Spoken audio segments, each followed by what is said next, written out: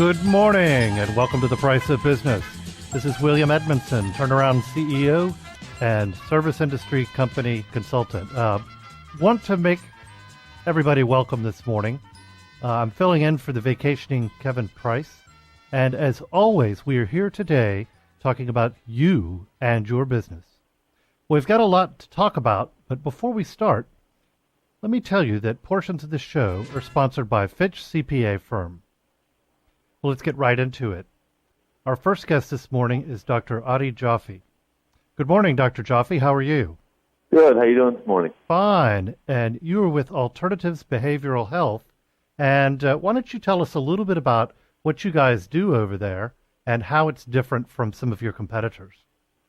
Sure. So one of the things that I think is really relevant for your listeners is the work that we do around peak performance and helping people who are struggling with, sometimes subtle, sometimes less subtle things like sleep problems, anxiety, obsessive-compulsive, ruminative kind of thoughts, especially, for entrepreneurs and business people who are stressed out and busy and kind of just don't seem to be able to disconnect in the way that they used to maybe.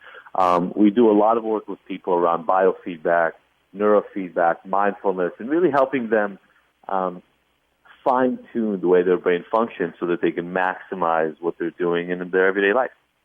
That's fantastic. Now, one of the things I saw on your website is that you like to give real-world skills to take control of people's lives again. Tell us how that works. Sure. For a lot of, especially some of the higher performing people that come to us, or, CEOs, people who have done really, really well, might get into trouble even sometimes with substances, so alcohol, prescription pills, and marijuana, things of that nature. And, if you go anywhere else in our industry, in the mental health industry, the end solution is always, lifelong abstinence, where people say, well, once you get into trouble with these drugs, you really can't get control of them again. And so what you need to do is just own up to the fact that you are an alcoholic or an addict and you've got to quit forever. We don't believe that's true, and we've seen that actually turn around many, many times for our clients. Well, what happens is we're able to really get into the underlying reasons for why the trouble ensued. Sometimes that's genetic. Sometimes, like I said, it's that stress and anxiety that's coming up at work, and they've leaned too heavily on the substance use for coping. And sometimes it's actually just a habitual sort of behavior that's been settling in and has for maybe decades sometimes, and we need to really reel that back and get them back on track, functioning in the way that they would like to. Right, yeah, and it really stands out when somebody in a CEO-type position all of a sudden goes away for a while and they come back and it's very clear that they're drinking water or Sprite or something at events. Right. And sometimes that can shake the confidence that people have in them and their ability to get things done.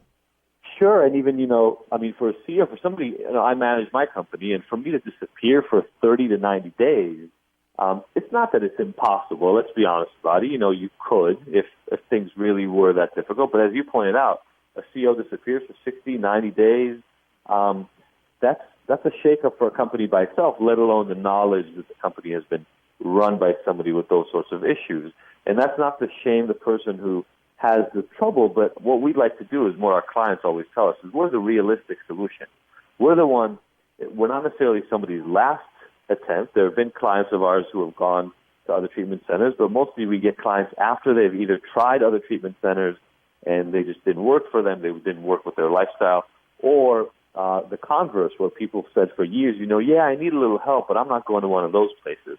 What we've been able to offer, so we have our boot camp is one of the most popular options for really executives all over the world. Uh-huh. They come into us for 1 week, and they continue to work remotely.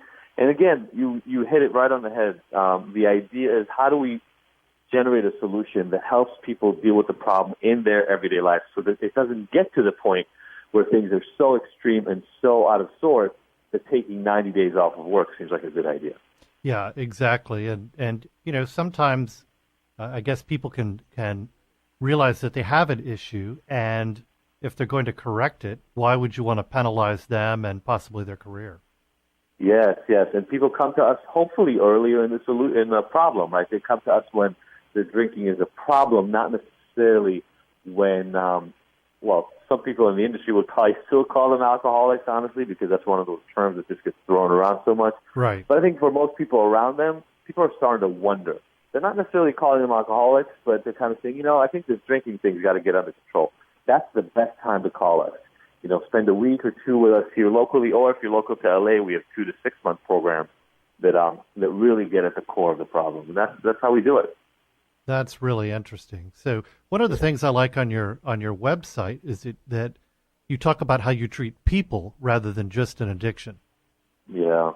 I think the addiction is the label we've given the condition, and depending on who you talk to, people believe that it fits a disease model, and then sometimes people talk about it as a chronic disease, et cetera, which is fine.